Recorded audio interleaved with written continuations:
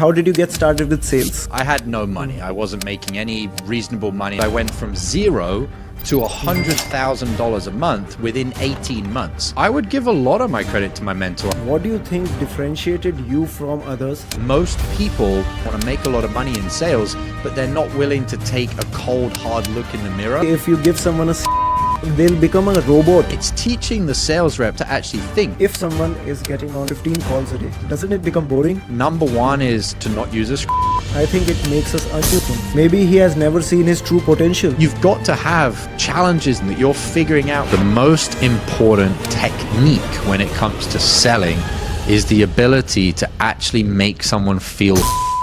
Right, hey Josh, welcome to the podcast here. Josh Thank is you so actually much, a brother. very big time trainer for sales. Welcome to the podcast, and I'll give a little bit introduction about Josh.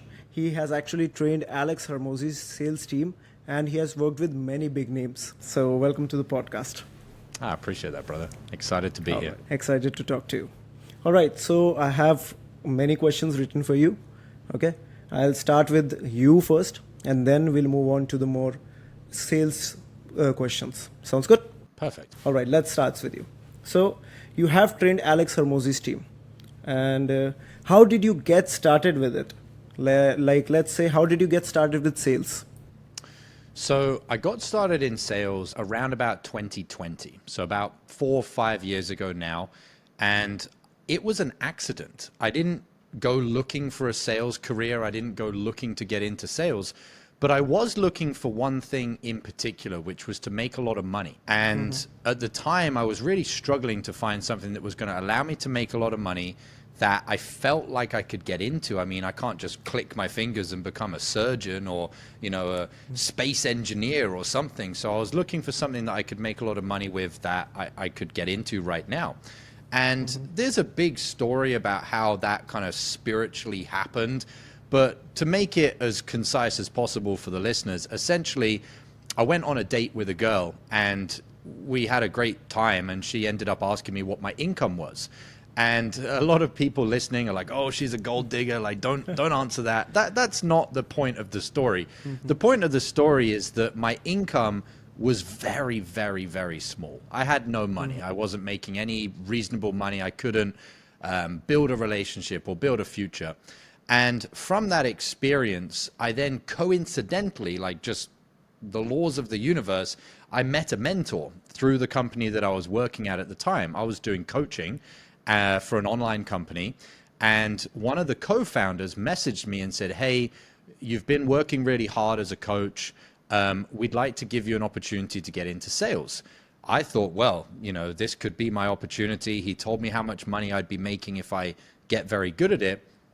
And so he took me under his wing, and I didn't know at the time that this guy was one of the best salespeople on the planet. He was a multimillionaire in his early 20s. He lives off the radar. He doesn't have social media. He doesn't have a website. He doesn't have any forward-facing companies. And so I was very blessed to have him mentor me from the first day. And because of that, I became, I guess, famous in the industry because I went from zero to $100,000 a month within 18 months. And that's $100,000 a month in commission. So that was my earning, not that I was making $100,000 for the business. I was taking home $100,000 US a month, and I did that within 18 months. So that's kind of my story. And then from there, that is when Alex Hormozi's GymLaunch, they hired me to train their sales team because they wanted to see what it was that I was doing that allowed me to make such a big amount of money in such a short period of time.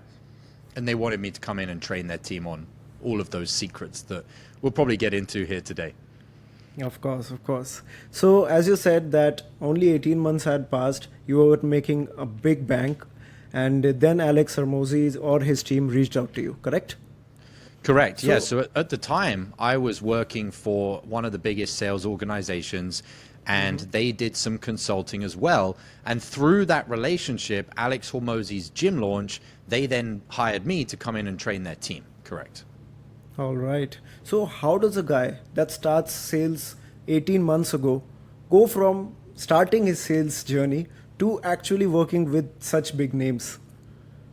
Well, I think there's a lot of depth to what actually happened, but if we just take the key pillars, we don't get into all the details. One of the pillars was that I had a mentor. And so a lot of people spend a lot of time, a lot of effort, a lot of mistakes trying to figure things out on their own. I didn't have to figure things out on my own because I had someone that was the best in the world at selling. And so one of the things that allowed me to shortcut my what could have been a 5-year or a 10-year journey down to a year and a half was because I had a mentor. The second thing, which is what my mentor was teaching me, is that you have to develop internally as much as you develop externally. And what a lot of people do in high ticket sales is they learn the skills, but on the inside, they're still what I would say very underdeveloped, or they're very immature. They have the wrong beliefs, they have the wrong health and the wrong habits, they have the wrong mindset, they have the wrong routines. And so what ends up happening is their skill goes up and their income goes up, but then they hit a ceiling because they haven't developed internally. And so I didn't have that like wall. I just kept going better and better and better and better because I was developing internally and externally at the same time.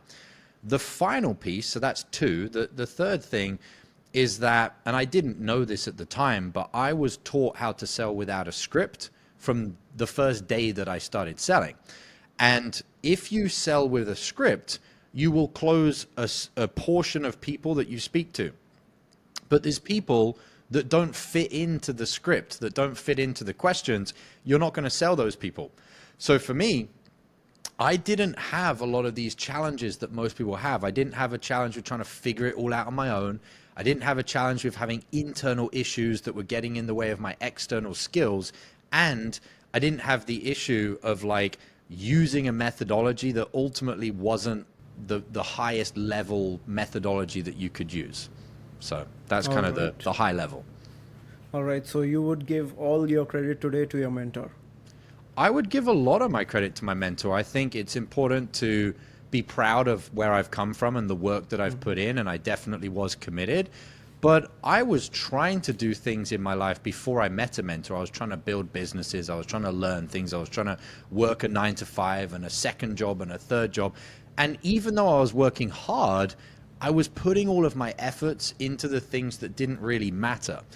When I then had a mentor, I was able to channel my commitment and my desire to make money into the things that actually mattered. So I think people try and say too much that they work hard, but if you don't have somebody that's showing you where you need to focus on, you can end up just spinning your wheels and wasting a lot of time and energy.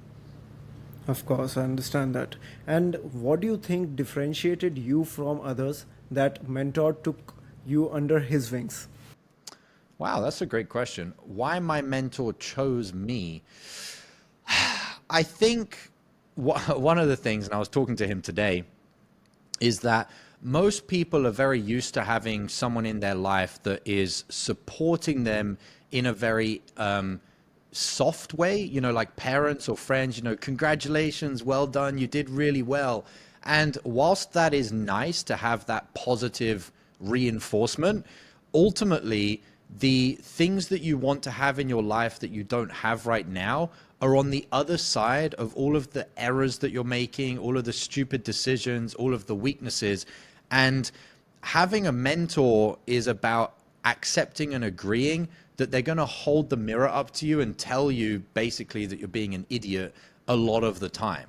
And so most people, they want to be super successful. They want to make a lot of money in sales, but they're not willing to take a cold, hard look in the mirror at all of the ways that they're not showing up in a way that would ever allow them to make that type of money. I think for me, from day one, my mentor saw, I'll do whatever it takes. I might not get it first time, but whatever it takes, if you keep telling me, don't do that, you're an idiot, don't do that, you're an idiot, I'll just keep taking it because I really, really, really want to be the best. Oh, that's great. That's lovely to hear. And a lot of people here, they are actually watching you, they are watching me, and they want to be connected with a mentor, but they don't have any value exchange to give in exchange of actually getting the teachings. So if someone is starting out, how can he get a mentor? So, I mean, value exchange, you're not going to find a high quality mentor without paying for it. You have to pay. And this wasn't exactly your question, but one of the things that I see that salespeople do wrong is when they first start making some money, they make a few $1,000s, they make $5,000 in a month, they don't reinvest that money. They go and put it in the bank, or they go and spend it on a car or whatever. And if you really want it badly enough, when you get that first little chunk of money, that's when you need to go and exchange that value, which has been from your hard work and trying to figure it out and making some success, having some results. That's when you need to go and invest that into a mentor. For example, for me, over the 5 years that my mentor is still my mentor, I've spent hundreds and hundreds of thousands of dollars to have his mentorship continue. So I still invest a large portion of my income now to continue to have that mentorship. So I think you can find the money if you really want to. Even for $3,000, $4,000, $5,000, you can go and start getting some mentorship. 100%.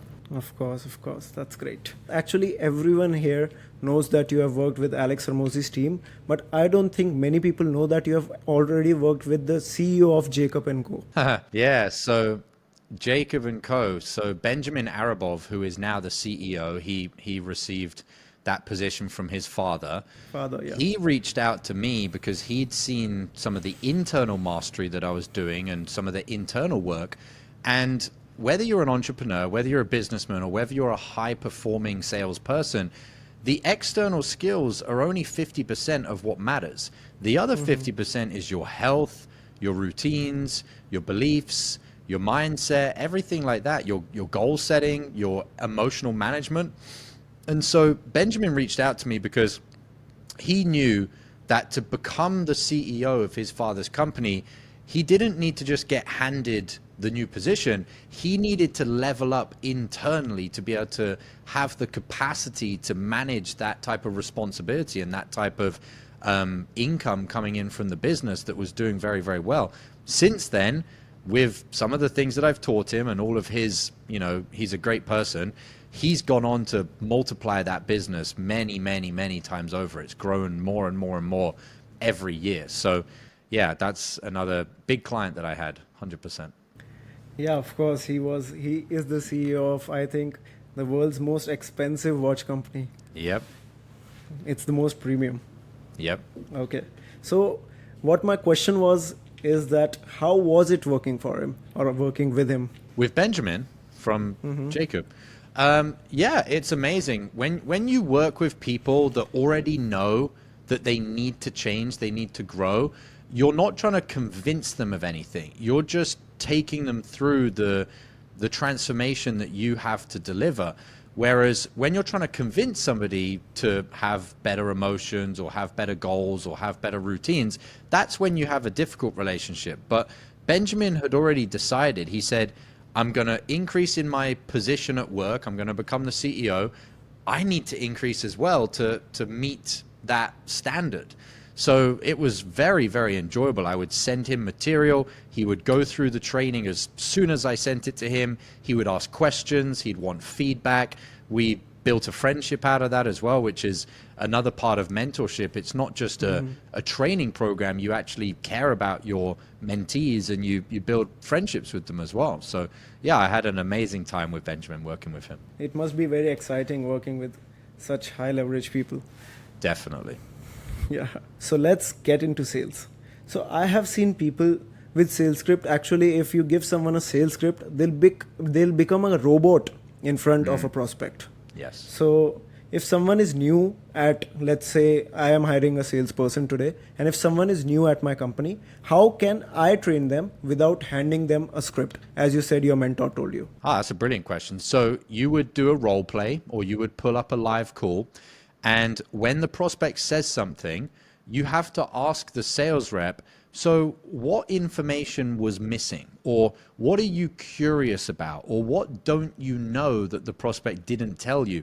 And it's teaching the sales rep not to just have a predetermined sentence or a question or a set of words, but teaching them to actually think. So if the prospect says, I really don't like my job, I would ask the sales rep, So what piece of information have they not told you? And the sales rep might say, well, I don't know what their job is. Brilliant. So what would you do? Well, can I ask them? Yes, you can ask them. What is your job? Okay. Okay, so you've asked them their job. What else did they not tell you? Well, I don't really know why they don't like their job. Brilliant. So how are you going to find out? Can I ask them? Yes, you can ask them. Okay, why don't you like your job? And you just train the sales rep to actually use their intuition and to use their curiosity to drive the conversation forward, as opposed to, having, okay, this is my first question, the prospect responded. This is my second question, the prospect responds. That's very mechanical. And like you said, people just become robotic, and sales becomes very boring as well when you close like that. It's not very much fun. Yeah, of course. And I think if someone becomes robotic, I think the prospect itself feels that he's being in a sales call. He's being held under sales pressure. And what is your experience of what happens when a prospect feels that they're in a sales conversation? Do they like that? No, they don't like that. They don't like They it. never They like don't want to that. buy. They just want to get off the phone. They don't feel like nobody you care wants about to them. nobody wants to get sold. No. Yeah. All right. How can a sales closer transition from a sales closer to becoming a sales trainer just like you? That's a great question. How can a salesperson move from a salesperson to a sales trainer? I'll be honest with you, brother. I don't think many people should, because to be a really, really good sales trainer, there needs to be, in my opinion, there needs to be a large enough gap between what you accomplished as a closer yourself, the trainer, and what you're expecting your team members to do. And what I see very often is the sales trainer is asking the sales reps to do something that they've never actually done before. For example, the sales trainer made $20,000 a month in commission, and they're telling their salespeople to try and hit numbers which are like 25,000 or 30,000. It's like, it's not impossible that they can't be better than the sales trainer, but there's no conviction, there's no leadership. And so I think if you're going to be a sales trainer, you should go another 1 or 2 years longer than you think you need to as a closer before you move into being a sales trainer. Because people ask me how I became a sales trainer. I didn't try to become a sales trainer. People just saw my results as a closer and started saying, can I pay you to show me what you did? I guess so. Whereas when you're trying to be a sales trainer, you're putting the cart before the horse. Really, you should become so good at sales that people start asking you, I want to pay you to teach me what you're doing. Does that make sense? Yeah, that makes perfect sense. So don't you think being something yourself, let's say as being a sales closer yourself and being a trainer are two different skill sets? No, but I understand why you asked the question. If you're a salesperson that's following a script, if you're a salesperson that's just this robot, then yes, being a trainer is very different.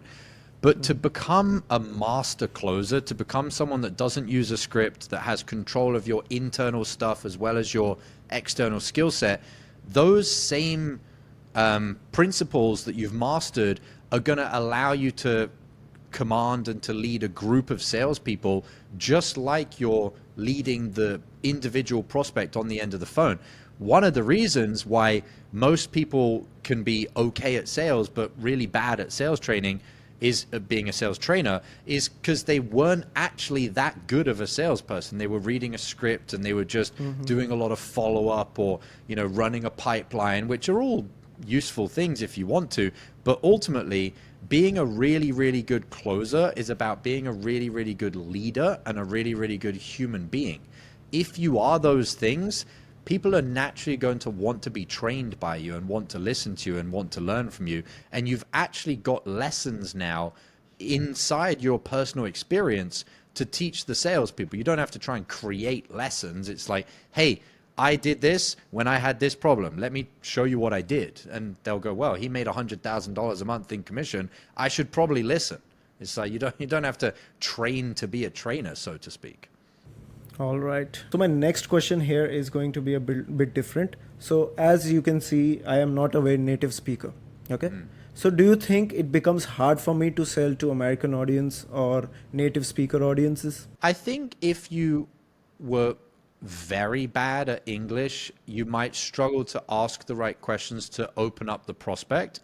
But being on the conversation with you now, your character, your presence is very relaxed. It makes me want to talk to you. And my way of training salespeople is, whilst you need to know what to say and you need to know how to ask questions, you also need to develop your character, your personality. And I think if somebody is, a really well-developed person in a different language and they start learning the basics of English, you could sell pretty well just because you've actually developed yourself. It's kind of like, an example would be people that have become very proficient in one area of life. Take, for example, a sport. They've become an athlete. They then decide later on, I want to be a musician. And you think, well, there's not really anything transferable between sports and music. Well, actually, they've learned discipline. They've learned communication and teamwork. They've learned how to control their emotions and how to, actually follow through on things and do their training and do their regimen. All of those things are going to, be beneficial. And so it's not necessarily, do you speak English or do you speak Spanish or do you speak this language? What matters is, what have you actually done and developed in your native language? Have you developed transferable character skills? If you have, then of course you need to know some of the language, but not as much as you might think. That makes complete sense. And as you said, someone needs to be disciplined in one language or other, but he needs to have that characteristics. Yeah. Like, let's look at Arnold Schwarzenegger. He first became a bodybuilder, then he became an actor, and a lot of skills he had. That's a great example. Great example. Yeah. Brilliant documentary about him on Netflix about, how he committed to something. He said, I'm going to be the best. He then committed to something else. He committed to something else. And when he was learning acting, he had to learn that in another language. So, yeah, great example. Oh, yeah.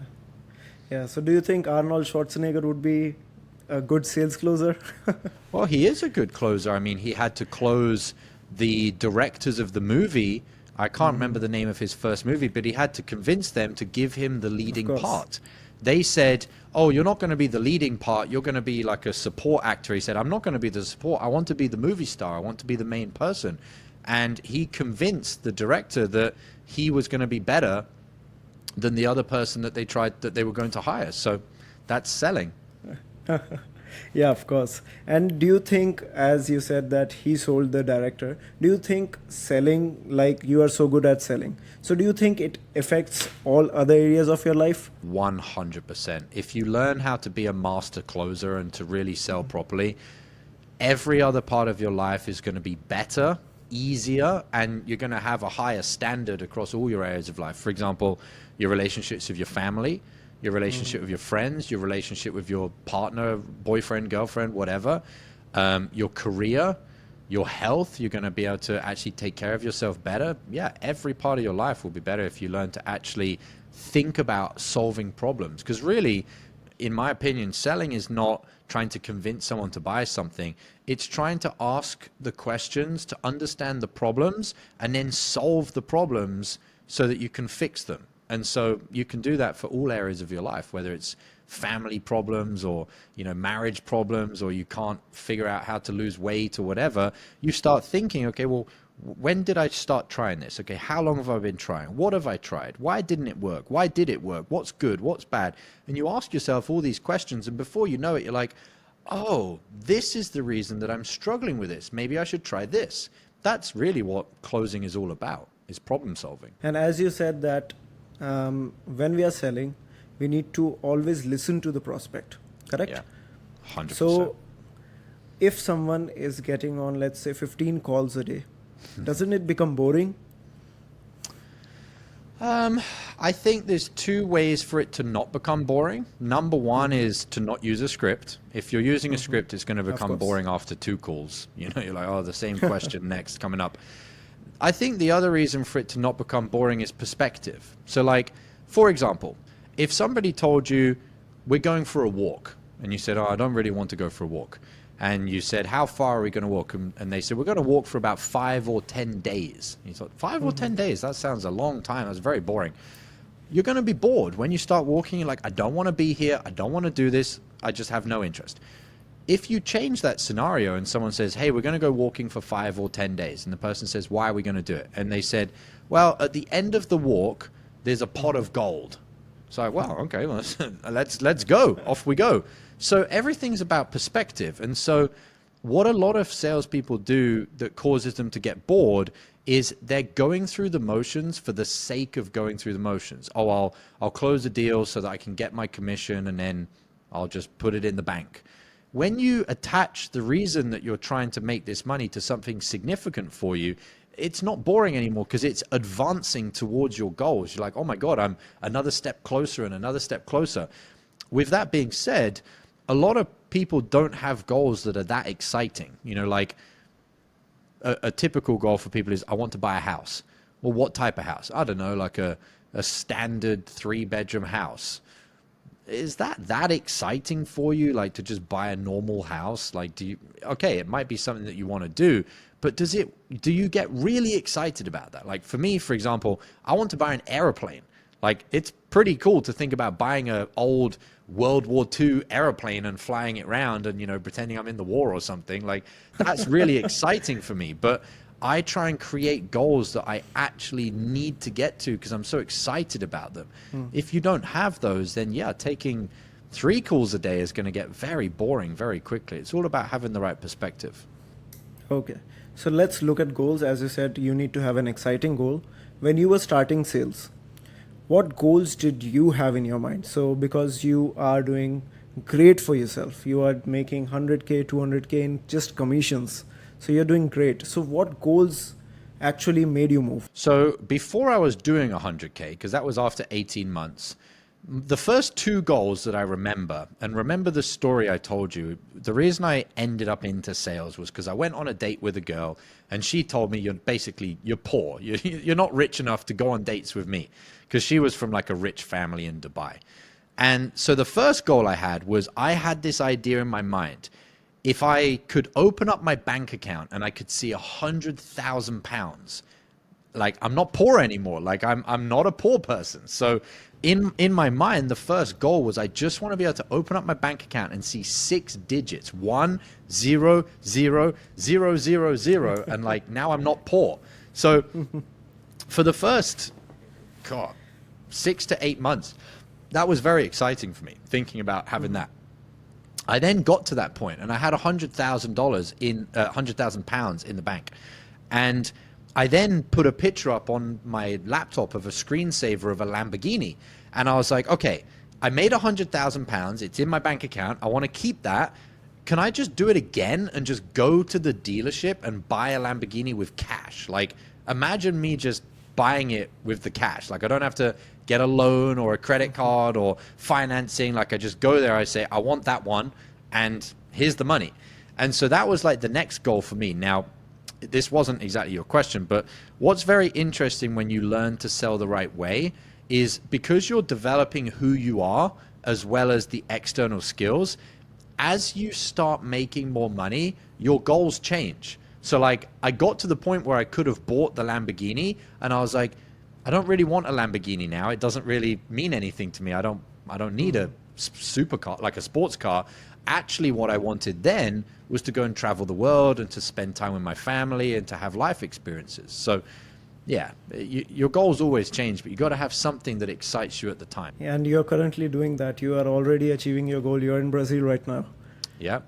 Well, yeah. So, and like, you know, one of my goals now for me is I want to be able to just give my mum enough money that she can go and live the rest of her life doing what she wants. I mean, that might be, I don't know, 75,000 a year without me thinking about it. So your goals start to become, if you've ever seen Maslow's hierarchy of needs, your goals start going from like, I need a house and I need a car, to self-actualization. Like I want to help people. I want to have an impact. I want to change the world. I want to do something very positive for the people around me. So that's a brilliant goal to have, by the way.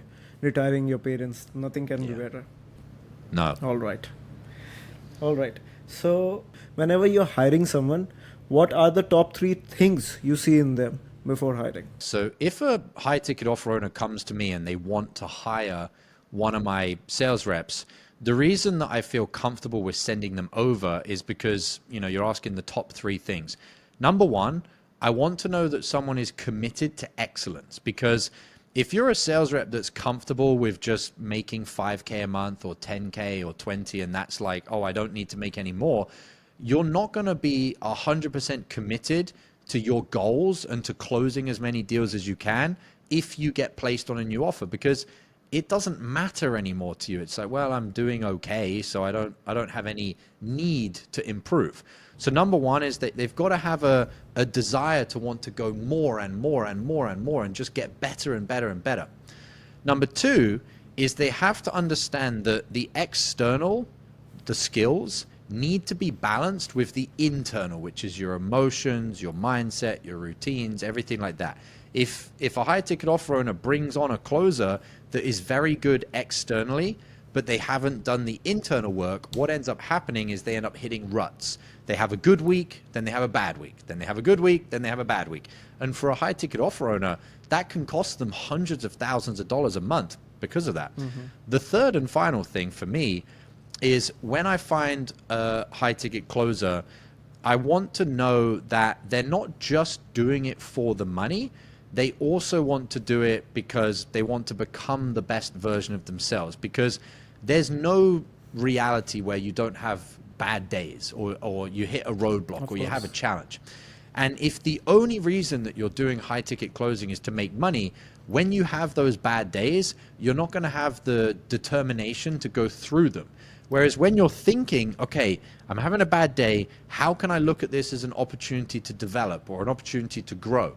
When you have that different perspective, which is, I want to become the best version of myself, every negative or every challenge becomes an opportunity. So I'm always looking for those three things if I'm going to place a rep on a high ticket offer owner's account. That sounds perfect. But now my question here is that if you're talking to someone for the first time, how can you see if they will never get comfortable or if they will keep getting better? How can you see it? I think just like you would do on a sales call, you ask them questions. So like, one question, and there's a saying, I don't remember it exactly, but it's something like, if you want to predict someone's future, a pretty good judge of it is to look at their past. People don't change that much. So if you look at someone that has spent the last 5 years not challenging themselves, not doing anything outside of their career, not going on any adventures, they're probably not going to do anything challenging in the future. And the people that do challenging things are usually the people that want to overcome challenging things. So if I'm looking to find out, is this the type of person that's going to overcome challenges, I'm going to ask them, what's the most challenging thing that you've done in the last 12 months? And if they say nothing really, then they're probably not going to have an easy time getting over challenges in the next 6 months. It's going to be the same story. So the answer is always to ask people questions to discover what's actually the truth. Perfect. And I have throughout this call, I have been seeing that you are focusing very much on the inner self. Yes. So let's say if someone is pretty good on the outer side, but he's not good at the inner side, how can he get better? Wow, there's a number of different things that are attached to the inner mastery, the internal mastery. You can try and figure it out on your own, which is basically what I did with my mentor's help. Like, I had the life experiences to go, oh shit, I lost a deal here because of me, because I had the wrong emotions, or I had the wrong habits and I was in a bad mood, or I hadn't slept very well, so I had no energy and I couldn't concentrate or focus on the call. But really, inside my program, I lay it all out step by step. So there's 8 different steps. I'll give you a few of them. So one of the ones is your health. You have to look at your health. I'll make it very simple. Scale of 1 to 10. 10 being it can't be any better, 0 being it's very bad. Where would you put your health right now? And if you're a salesperson and you put 5, well, then you should probably start working on improving that. Another one, How is your goals right now? Do you have them? How often do you look at them? Are they exciting to you? How clear are they in your mind? Scale of 1 to 10. How would you rate your ability to have set your goals right now? It's probably a 3 out of 10. Okay, well then you're probably not going to have much motivation when you turn up to your calls, or when you get to the end of a call and a prospect is like, oh, I don't want to do it, and you don't have any goals. You're probably just going to say, oh, okay, then, call me back, or message me in a few days if you change your mind, because you don't have any goals as a salesperson, so you don't have any conviction. So how someone should start working through it is to look at their past calls and ask themselves, why did it not close? And if the answer is not because of a skill problem, it's an emotional problem, or a health problem, or a tiredness, or focus, or whatever, you have to then start asking yourself questions like you would a prospect. Okay, why did that happen? How many times has that happened? How can I fix that? What happens if I don't fix this? How much is it costing me in commissions every month to not fix that? And you literally just run a discovery part of a call on yourself, asking yourself about what are these internal things that you need to start fixing. And like with a prospect, you just start figuring out the answers, and you build yourself a schedule and a plan, and you start solving the problem. It's always the same answer. You have associated everything with how you do sales. I can 100%. See that. Yeah, because for me, when I discovered that ability to, there's different ways to call it, but to essentially do what's called a Socratic dialogue, which is to figure out problems by asking myself questions. I was like, wow, this is like the cheat code. Like I can solve anything if I just ask myself enough questions and think about it deeply enough. So yeah, it's a wonderful gift once you get trained how to do that properly. And I think this gift is becoming extinct day by day, as now we have ChatGPT. So we just don't want to think anymore, I think. And how do you feel about that? I don't feel very good, because there's my friend who just pulls out his phone for anything. He doesn't even want to think now. And I think it makes us unhuman. Wow. Yeah, it's very true. Yeah, it's very unhuman. Yeah. And, we're talking about this from a professional point of view. Being able to think allows you to have a career, and a career that allows you to get paid. But there's a social side of it as well. We both know that society was built on stories. Let me tell you what happened last week, and you write it on the cave wall, and you draw a picture about it. Like, society was built on stories. Well, stories usually are about, I tried to do something, it didn't work, so I then had to try it again and figure it out. If everything is just solved by ChatGPT, what are you going to go for a coffee and talk about with your friends? Like, are you just going to sit there and ask ChatGPT questions together? Like, that doesn't really sound very fun. Like, you've got to have challenges that you're wrestling, that you're figuring out for yourself in order to have a society. Otherwise, there's no reason for society, because society is really predicated on having life experiences that you're sharing with the people around you to propagate the society, to continue the society to grow. So yeah, it's interesting with ChatGPT. People don't need to think, and they probably won't need to have friends either. So of course. All right. And in my last question, I asked you how to make your inner self better, and you gave a major role to it for health, correct? Yes. So I want to ask you, you have worked with many top people. So do you think everyone at the top, they're always managing their health? No, because there's always people that are outliers, which means, and this is one of the things that challenges salespeople. They say, well, I know somebody that made a lot of money and they're not taking care of their health. Yeah, there's always going to be outliers. But the question is, would that person be even better if they were taking care of their health? That's one question. And another question is, just because one person is an outlier, does that mean that you should not be doing everything that you can to stack the deck in your favor?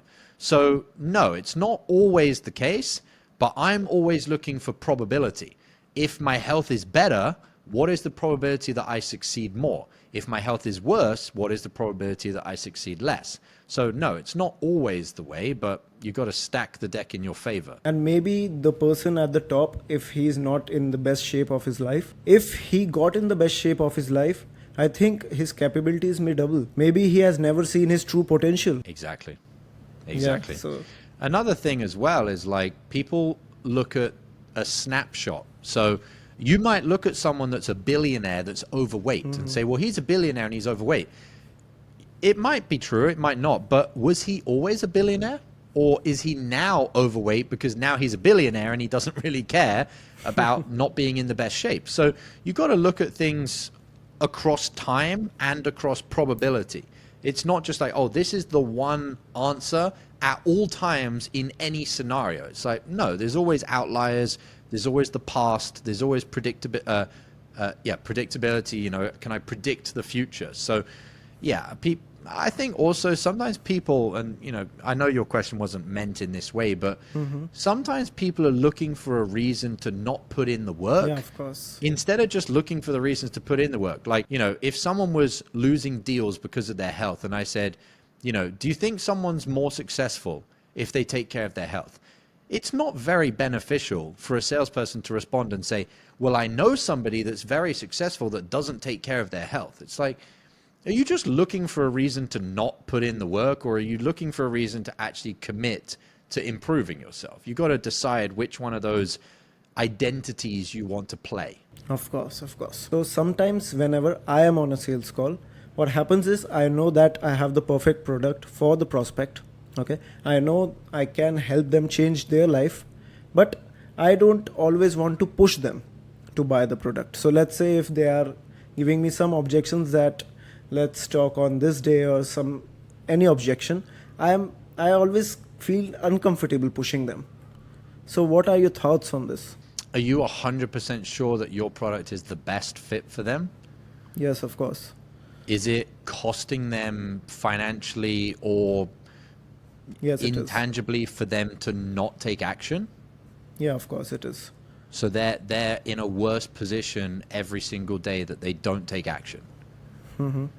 In my opinion, that's unethical to not push someone. And so long as the answers that you gave are true, which I believe, then you can push someone and people can feel your intentions. So like I could say, you know, listen, I'm going to be direct with you and I'm going to be blunt with you.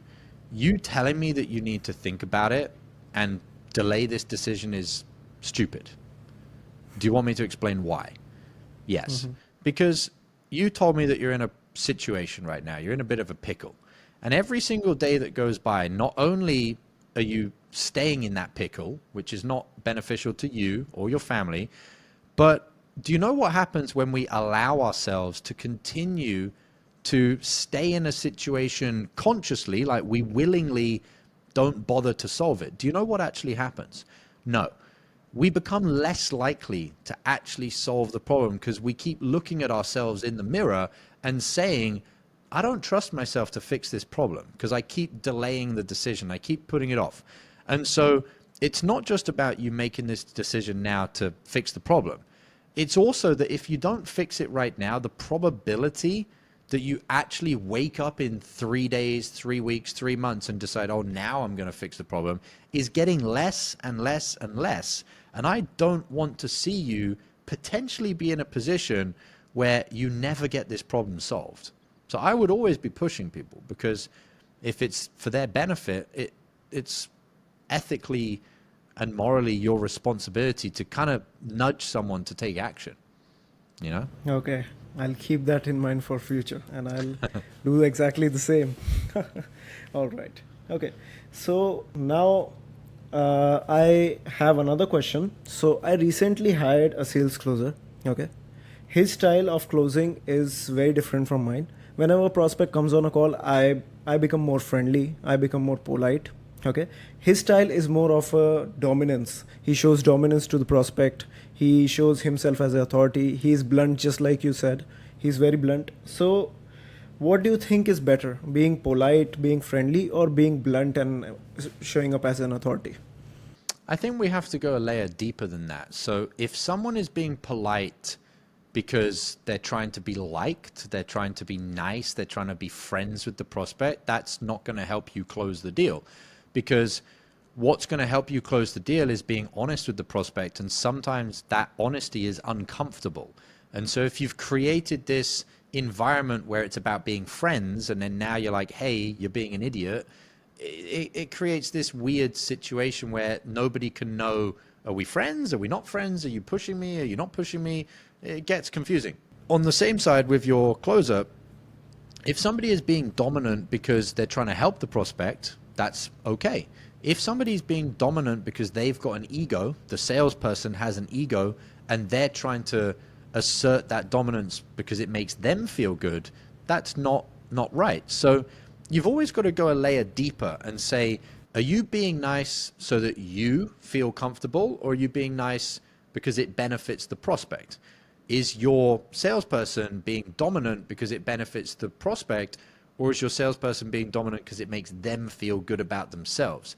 When you go a layer deeper, that usually is what allows you to answer more complicated questions. Perfect. Yeah, I completely understand, and I think he's way better at closing deals than me. So yeah, that's that.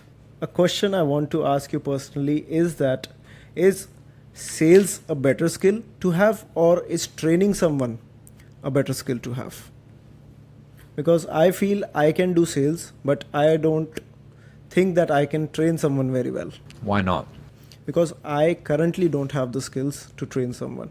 I'm not very patient with them, okay? Because let's say I am your student, okay? Now I am going to ask you stupid questions multiple times. You might be very patient, you are training a lot of guys. You might be very patient with me, but if someone asks me a question multiple times, I think I don't feel very comfortable. Okay, because for me, being patient is a skill that you're going to need to have to be a master closer. So to be a really good closer, you're going to have to be patient. Now, being patient also needs to be balanced. We were talking about dominance before, needs to be balanced with the ability to assert the truth to someone. So for example, if somebody asks me a question on a sales call, a prospect, and I respond and they don't get it, I'm not going to get frustrated. I'm going to be patient with them and answer it again. If after 3 times they keep asking the same thing, I'm going to say, hey, I've answered the same question 3 times. What exactly is happening here? Because I don't know if you're not listening. I don't know if you don't want to listen to me. What is actually the reason here? Because sometimes you, as a trainer or as a salesperson, you need to say those things to the prospect or the student to get them to realize that they're not showing up the way that they need to as a prospect or as a student. So I think the skill set is kind of the same thing. Like, you have to be patient with a student or a prospect, and you also then need to have the ability to help someone figure out for themselves that they're not being smart, they're not being intelligent. So I don't think there's a big difference between the skills, but That answered my question perfectly. I think I was underconfident about myself here. Yep. Okay. So next question would be, what is the best way to open a sales call? Like, is it show them authority, or should you start a small talk, or what is the best way? What do you think is the best way? Hands down, the best way to open a sales call is without a bunch of small talk. You don't want to get into small talk. It sets the precedence that the conversation is about small talk and is about just being friendly. We're on the phone because you have a problem, Mr. Prospect or Mrs. Prospect, and I'm here to ask you questions to discover what is the problem, the severity of that problem, and are we going to get you into a position where you want to and you need to, and I can hold you accountable to actually fixing the problem today. So definitely no small talk. The opening is essentially like we're friendly, but we're getting straight into business. So, I'm going to ask you questions, figure out where you're at, figure out where you want to go. And then if we have alignment with your side of things and our side of things, at that point, if we have alignment, we can then talk about what that next arrangement would look like. Is that fair enough? Yes. So it's professional, it's friendly, but it's not small talk, and it's also not dominant. It's just a very comfortable blend or balance between the two. Okay, okay. And how important do you think is it to have the control of the call?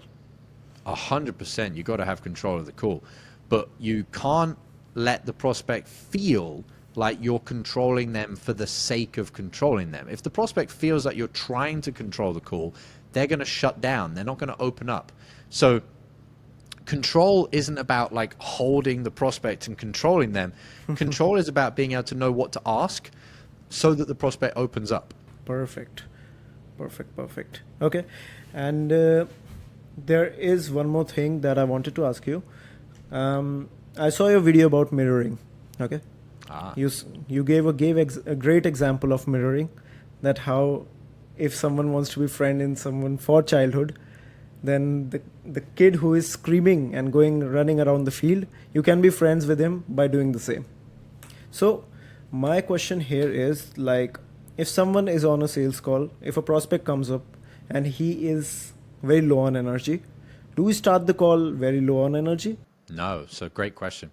So I was training my students literally on this the other day. Mirroring is a tool, it's a technique. And it doesn't mean that it's beneficial to mirror the person. Maybe it's not. Maybe it's beneficial to do the exact opposite of what the prospect is doing. All you need to realize is that there's a tool which is, I can replicate your demeanor or I cannot replicate your demeanor. And there's a spectrum of how accurately I replicate it. And depending on the scenario, it might be beneficial to replicate your demeanor, or it might not, or it might actually be beneficial to do the exact opposite. So for example, if I was at the end of a sales call and the prospect has heard the price and they're really just depressed now about wanting to make change and they're really low energy, I'm not going to match their energy because that's just going to bring everything down.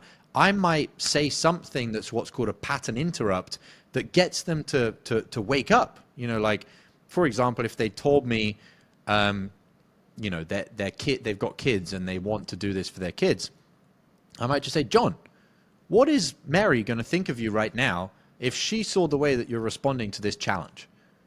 And I might be very firm and very direct and very blunt and very forceful to try and wake them up a little bit, to get them out of their depression.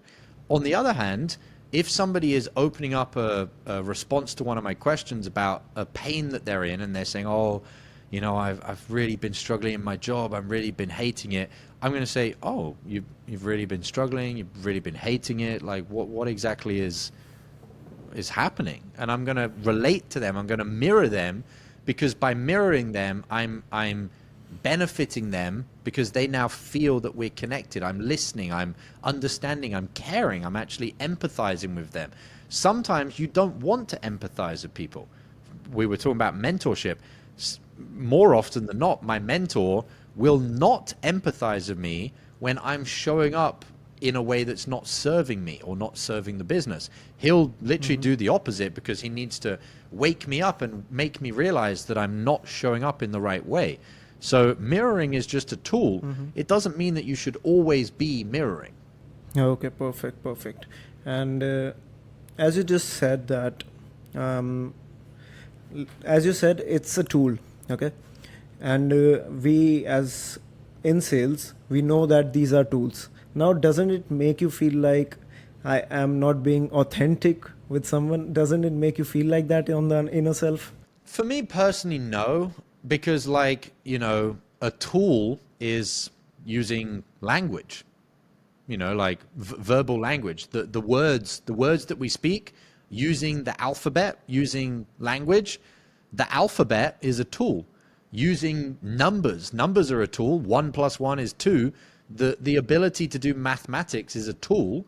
Does it mean it's inauthentic or not? No, I think having all of these tools in your tool belt and being able to read the room and relate to the prospect and know, okay, based on the way the prospect is right now, I need to do this, or I should do this to help them, to serve them. I don't think it's inauthentic to have tools, because everything that we do in life is tools. You know, we've created mechanisms to interact in the world with other people. Yeah, of course, of course. Yeah, I don't know why it makes me feel. Sometimes makes me feel like I have a cheat code, but yeah, it makes me feel that way. All right. Well, again, and it's like there's not necessarily anything wrong with having a cheat code. You know, like I was just chopping up some steak before this conversation with you. To chop up my steak, I used a knife. I mean, is that cheating? Should I have not just used my hands and like ripped the steak up? It's like, I mean, I used a tool, I used a knife. Does that mean it's not authentic or it's a cheat code? It's like, I guess yes, it's a cheat code because it was easier to chop up my steak with a knife, but I don't feel inauthentic to do that. You know, I just feel like, you know, I'm just, you know, using what's available and living my life. So Yeah. You have a very good thing about you that you can explain anything with very ease. I So, think that's practice of being on sales calls without a script as well. You know, the more human interactions you have, the more you develop the ability to try and explain things to people. So, yeah. so do you think being very plain in your language can benefit this? So, like if like you just gave a perfect example of how to use tools. Okay. So I want to ask you is like you told that to me like you're teaching a 5-year old. So do you think being plain or being not very, let's say, just using layman language is more beneficial to it? 100%. So this is a very powerful principle to know. There's many different ways that it can be explained, but one of the ways that I learned this more deeply was in copywriting. So in copywriting, they say that more effective copywriting is written at a lower reading grade. So if you want to have copywriting that's better, you don't try and make bigger words and more technical words and more complicated words. You try and make it simpler and simpler and simpler, like a 5-year-old could read it. And yes, when you're selling or when you're communicating to people, you want to explain things in the simplest way so that they're not trying to think about, can I understand what you're saying? You just want them to think, is it true or is it not true? So I said, you know, when I use a knife to cut up a steak, I'm using a tool. You didn't have to think, I don't know what he's talking about. What does he mean, a knife and steak and cutting? Like, I don't know what he's talking about. You understood exactly what I meant straight away. And then you thought, yeah, that's true, actually. That's a tool. Is that cheating? Is that inauthentic? I guess, no, not really, but it is a tool. So yeah, you always want to use the simplest explanation that you possibly can. It's funny because one of the misconceptions with sales from the outside, you know, people that aren't in sales or are just getting into sales, they think that being a good seller means that you use all of these big words and you're able to say complicated things that convince people. That's not how you sell things. To sell something, you've just got to talk about the most simple thing. Like, if you want to sell anything to somebody that's an opportunity to make money, you don't talk about the Amazon store and the pixel and the funnel and this. You just say, this is going to make you more money. How much? I don't know, about 5 to 10,000 a month. Okay. Is it easy? Yeah, it's pretty easy. You click a few buttons. How long does it take? 20 hours a week. Okay. Is there anything else I need to know? Not really.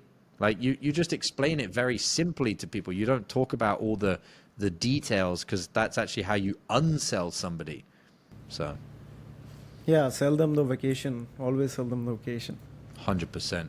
Yeah, imagine if when you buy a vacation, they said, well, you know, before you book this vacation on the website, let us just explain, you know, the details of how the airplane works and how the avionics works and how it was engineered and manufactured. You'd be like, I don't really want to go on the vacation anymore. I just wanted to know if the sand is going to be soft on the beach. Like, that's basically all I wanted to know, you know?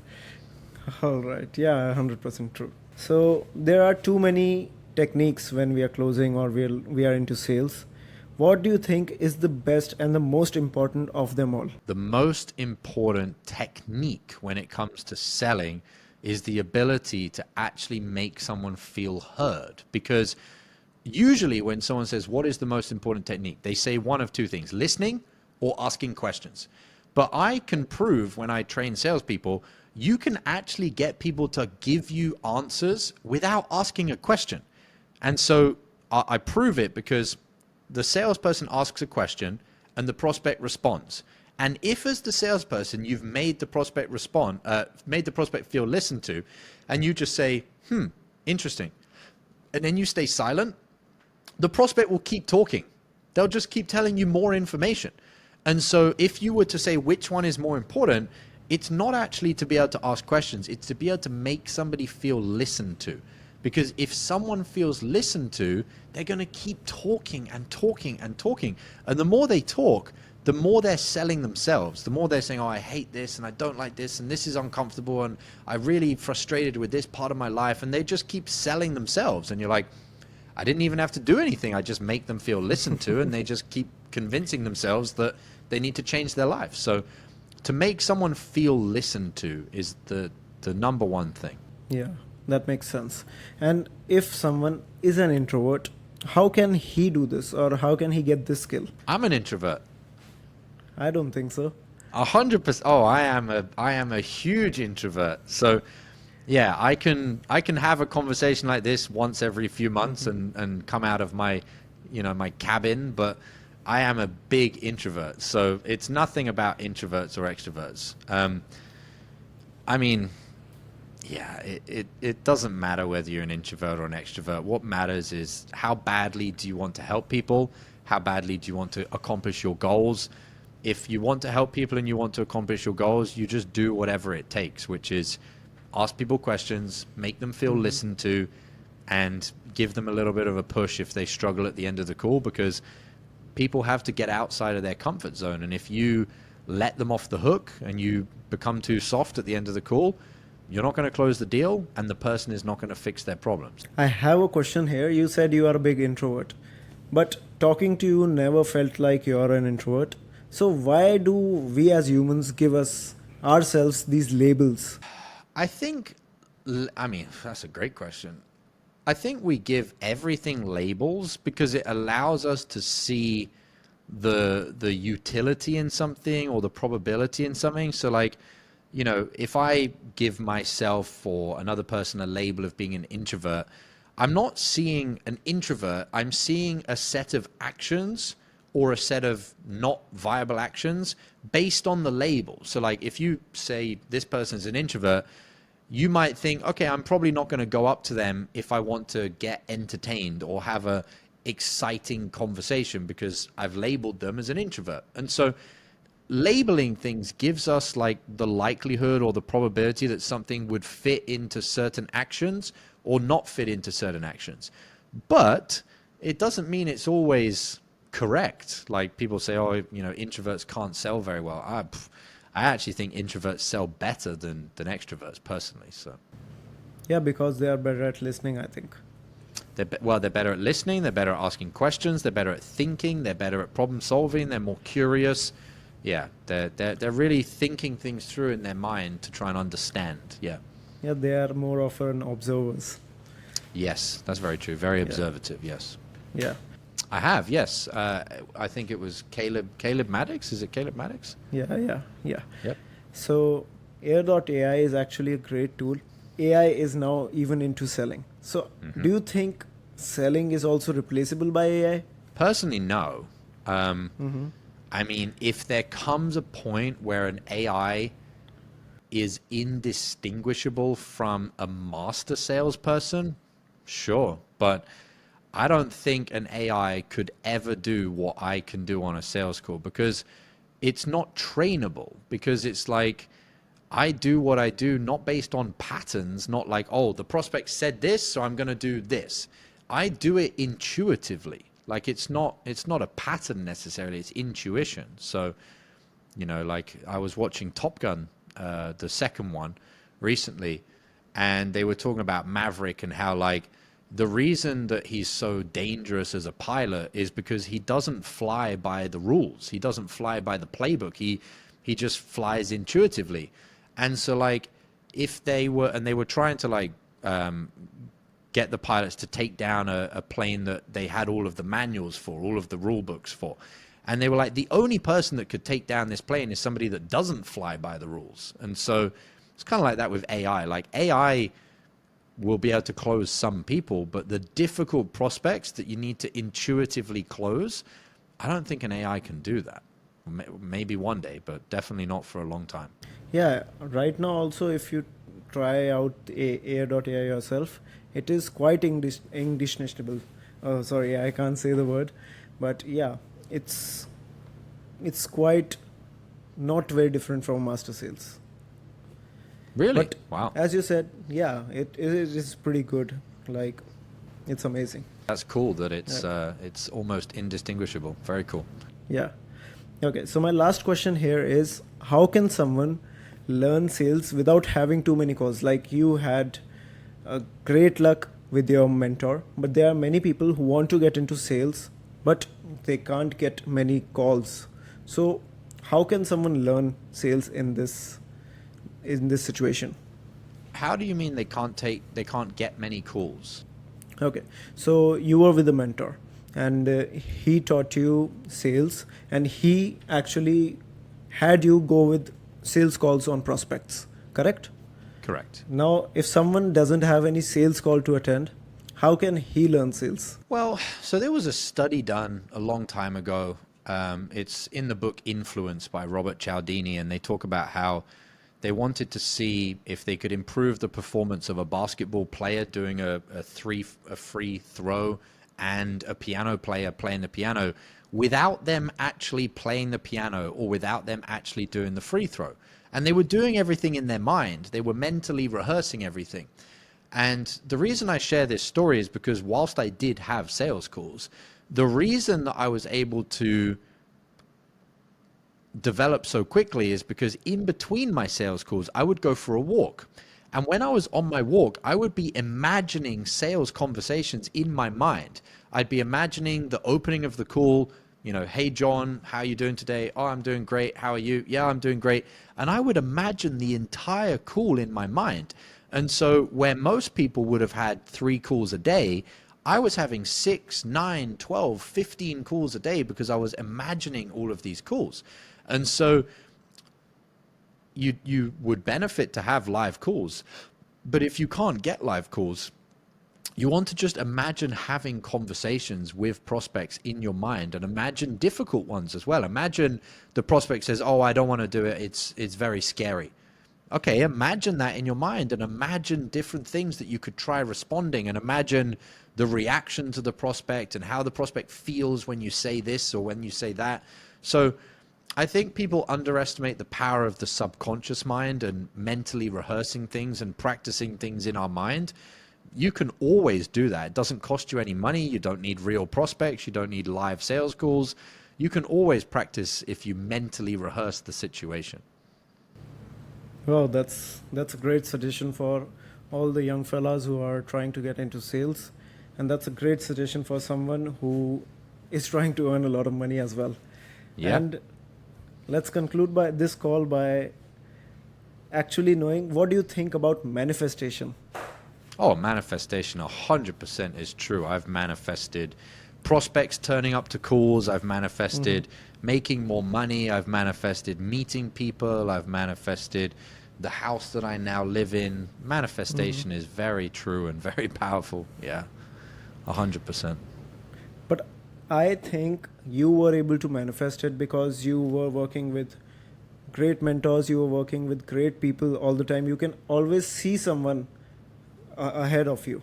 So if someone cannot see someone ahead of them, or maybe they are in a bad circle right now, how can they manifest and how can manifestation work for them? Well, on one hand, you can just imagine what you want and you can just imagine it. So you don't have to be in a perfect circle of people to imagine things.